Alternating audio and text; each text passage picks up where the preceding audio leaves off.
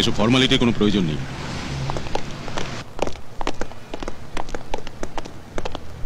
মালা যদি পড়াতে হয় ওদের পড়ান, ওরাই এর যোগ্য। Good morning sir. কেমন আছেন দত্তবাবু? খুব একটা ভালো নেই স্যার। সে কি, এত কাণ্ড করে তো এখানে ট্রান্সফার নিলেন। এবার মনে হচ্ছে এখান থেকে ট্রান্সফার না নিলে সোজা ওপরে ট্রান্সফার হয়ে যাব স্যার।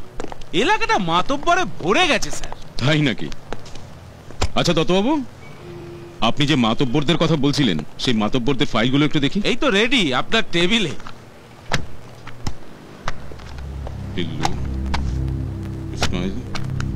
কালাম। আচ্ছা, শঙ্কর নামে কে একজন আছে না? আপনি কি সেকশন শঙ্করের কথা বলছেন স্যার? হ্যাঁ, ওর ফাইলটা নিয়ে আসুন তো। যাও ফাইলটা নিয়ে এসো। Yes sir. স্যার, আপনার আগে কোনোদিন কোনো কমিশনার ওর সম্বন্ধে জিজ্ঞেস করেনি, আর আপনি এসেই ওর সম্বন্ধে জানতে চাইছেন। You must be very special. এ কি? খালি স্যার, সেকশন শঙ্করে 2 নম্বরই কারবারের ব্যাপারে সকলে জানে স্যার, কিন্তু তার এগেইনস্টে কমপ্লেন করার সাহস কারণ নেই, তাই রেকর্ডও নেই। স্যার আমায় বাঁচান স্যার, স্যার আমায় বাঁচান। আমার একটা কমপ্লেন লিখুন স্যার। কি হয়েছে? স্যার আমি খুব বিপদে আছি স্যার, আমার একটা কমপ্লেন নিন স্যার প্লিজ। লিখুন, বলুন কি হয়েছে, নির্ভয় বলুন। পূর্বপাড়ায় আবার একটা জমি আছে স্যার, আজ সেই জমির ভূমি পুজো ছিল।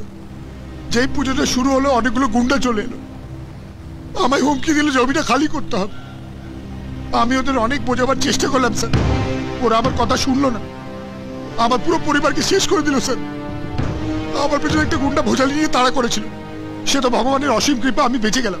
পাথরের ঠোকর খেয়েও পড়ে গেল, আর ওর হাতের ভোজালি ওর পেটে ঢুকে গেল। আমি যে করে হোক প্রাণ বাঁচিয়ে আপনার কাছে এসেছি স্যার, আমায় বাঁচান স্যার, আমায় বাঁচান। আমি দেখছি কি করতে পারি। আপনি হাসপাতালে যান। আপনি ভগবান স্যার, আপনি ভগবান। দত্তবাবু, লোকটা কে? এতক্ষণ আপনি যার খোঁজ করছিলেন স্যার, ওই তো সেকশন শঙ্কর। এতক্ষণ ও যা বলে গেল, ঘটনাটা নিশ্চয়ই ঠিক তার উল্টো ঘটেছে।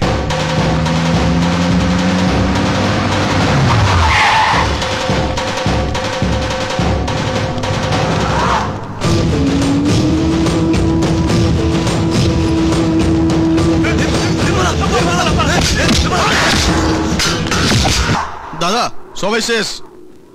না, এখনো বাকি আছে। কি? সরি, সেকশন শঙ্কর কোনো সাক্ষী ছাড়ে না।